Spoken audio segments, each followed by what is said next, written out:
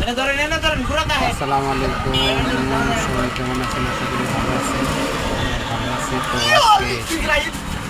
আজকে ইসরায়েলি কোম্পানির সাপোর্ট করে পেপসি কোম্পানি, তো ওইটার প্রোডাক্ট সহ ফ্রিজ দিলে সব রিটার্ন দিয়ে দিলাম।